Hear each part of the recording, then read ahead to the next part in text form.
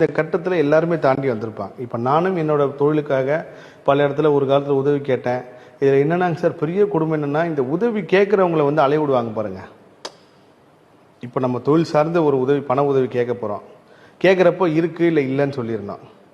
இருக்குன்னு சொல்லாமல், இல்லைன்னு சொல்லாமல், ரொம்ப காலையில் தரேன், நைட்டு பார்க்கலாம், சாயங்காலம் பார்க்கலாம், இல்லை ஒரு 50 ஃபோன் எடுக்காம, அதெல்லாம் எவ்வளோ பெரிய பாவகர்மா சார். ஏன்னா இந்த ஆப்போசிட்ல இருக்கிறவன் இன்னைக்கு முடிஞ்சிடும், நாளைக்கு முடிஞ்சிடும், இது நடந்துடும், அந்த ஒரு எண்ணத்திலே இருக்கான்ல.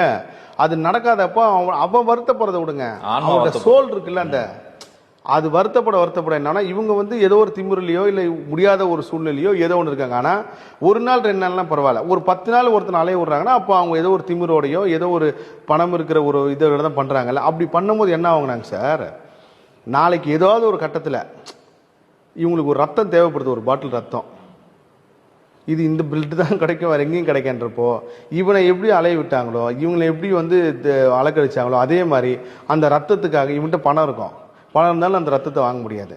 ஸோ அதுக்காக அலைவாங்க. இல்லை வேற ஏதாவது ஒரு உதவி வேணும், இல்லை எங்கேயாவது ஒரு இடத்துல காட்டிலேயே எங்கேயோ ஒரு இடத்துல மாட்டிக்கிட்டு, இதுதான் இந்த பிரபஞ்சத்தோட பெரிய ரகசியம் சார். நீ என்ன பண்ணுறியோ அதான் திரும்ப வரும். கர்மா பூமராங்னு அதான் சொல்லியிருக்காங்க. பூமராங்க இயற்கையை வந்து வாட்ச் பண்ணிட்டே இருக்குங்க சார். அதே சமயத்தில் பணம் கொடுத்தவனை யாருன்னா ஏமாத்தினாங்கன்னா, அந்த ஏமாத்தினவன் இன்னைக்கு இவங்கிட்ட இவனை ஏமாத்தின மாதிரி எங்கேயோ வேற இடத்துல போய் ஏமாறுவாங்க சார். அது இதை விட பல மடங்கு கூட வலியோட வேதனையோட அவனுக்கு திரும்ப வரும். நீங்கள் ஒரு இடத்துல காசு வாங்கிட்டு ஏமாத்திட்டீங்க, ஒரு தெய்வ நம்பிக்கை இருக்கோ இல்லையோ சார், அது யாராக இருந்தாலும் சரி, நீங்கள் ஒரு திட்ட பணம் வாங்கி கொடுக்கணும்னு என்ன இருக்கிறது வேற, ஏமாத்தணும்னு நினைச்சா நீங்கள் ஒரு இடத்துல ஒரு பெரிய ஒரு தொகையாவோ இல்லை அந்த பணத்துக்கு என்ன ஈக்குவலோ அது உங்கள் குடும்ப உறவார்கள் ஏதோ ஒன்று இழப்பீங்க. ஸோ இது எல்லாமே பூமராங்க, நீங்கள் சொல்கிற மாதிரி தான். இயற்கையை வந்து அனைத்தையும் திரும்ப கொடுக்கும். இதில் இவர் வந்து 2 லட்சம் கேட்டால் கடைக்கெல்லாம் விட்டுருங்க சார். இவர் கேட்கக்கூடிய இடம் வந்து முருகர்கிட்ட தான் கேட்கணும். முருகர்கிட்ட நீங்க கேட்கணும். அது எந்த மாதிரி ஒரு வார்த்தையும் போட்டிருக்காரு, பக்தியா கும்புறோம் நம்மளுக்கே இவ்வளவு சோதனை பண்ணா எப்படி நான் கேட்டிருக்காரு. அதுதான் பக்தியில கும்புறவனுக்கு தான் சோதனை வருங்க சார். எக்ஸாம் எழுத போறதுக்கு தானே, உங்களுக்கு படிக்க போறது தானே எக்ஸாம் பரீட்சை வைக்கிறாங்க. சும்மா ரோட்ல இருக்கிறவனுக்கு எந்த எக்ஸாமும் கிடையாது. ஸோ நீங்க பக்தியில வரும்போது தான் சோதனை வரும். சோதனை வந்ததுக்கு அப்புறம் தான் கண்ணீர் வரும். கண்ணீர் வந்ததுக்கு அப்புறம் தான் கர்மா காரியம்.